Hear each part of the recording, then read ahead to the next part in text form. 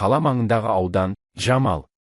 Жамал 14 жасар қара нәсілді бала, ол жылы күлімсіреген және өз аймағында көмекші және ақкөңіл адам ретінде танымал.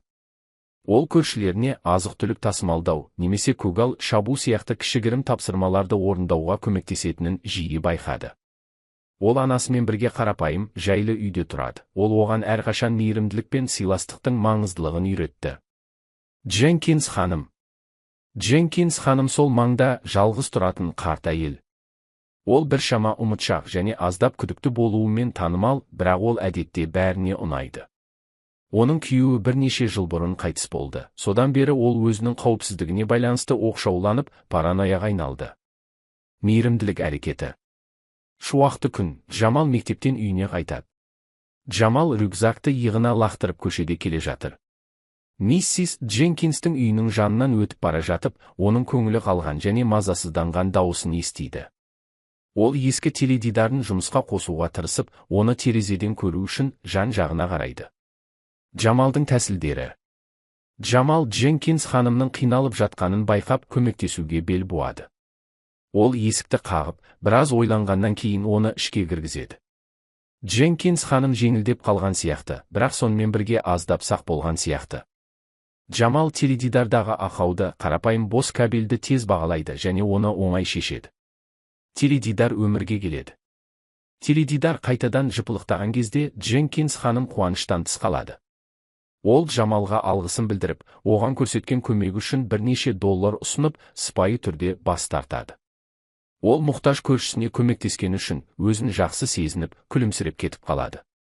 Күтпеген нәтиже. Келесі күні таңертең Жамалдың үйінде. Жамал қонақ бөлмеде, есік қатты қағылған кезде кездейсоқ теледидар көріп отыр. Анасы жауап ретінде қатал көрінетін 2 полиция қызметкерін тапты. Олардың артында Дженкинс ханым үмітсіз болып көрінді. Айыптау. Офицерлер Дженкинс ханымның Жамал сапары кезінде үйінен құнды нәрсені ұрлады деп сенетінін түсіндіреді. Жамалдың анасы ұлын қорғаған кезде шошып кетеді, бірақ офицерлер үйді тінтуді талап етеді. Шиеленіс күшейеді. Офицерлер тінту жүргізіп жатқанда, Жамал үнсіз тұрып, көзіне сенбей, ренжіді. Анасы оны жұбатуға тырысады, бірақ атмосфера шиеленісті және ауыр. Тінту, әрине, ештеңені анықтамайды және офицерлер құлықсыз кешірім сұрап кетіп қалады.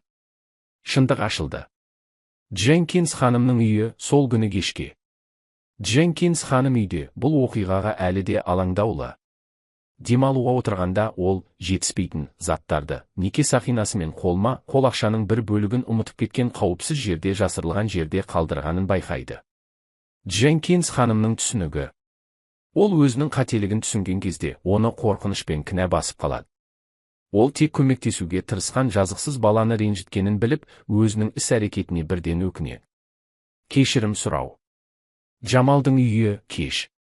Дженкинс ханым Жамалдың үйіне қолында кішкене тортпен ашық хат ұстап келеді. Ол Жамал мен оның анасына өзін түсіндіріп жатқанда қатты шошып кеткені анық, оның бетінен жас ағып жатыр. Ол күйеуі қайтыс болғаннан кейінгі параноясы мен қорқынышын түсіндіріп, бірнеше рет кешірім сұрайды. Жамалдың жауабы. Жамал үнсіз тыңдап, бір сәттен кейін оны кешіретінін айтады. Әлі күнге дейін ренжіген анасы, ақырында, Дженкинс ханымның қатты өкінетінін түсініп, келісім белгісі ретінде басын изеді. Қарар. Көршілік, бірнеше күннен кейін. Өмір қалыпты жағдайға оралады, бірақ тәжірибе сақталады. Жамалдың көшеде келе жатқанын көруге болады. Бұл жолы тыныш рефлексия сезіммен. Оқиға туралы естіген көршілер оған қолдау көрсетіп, жылы лебіздерін білдіреді. Дженкинс ханым терезеден не болып жатқанын бақылайды.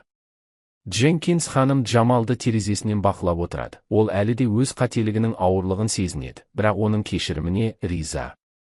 Ол қолын бұлғайды, ал Жамал қысқа үзілістен кейін қолын бұлғайды.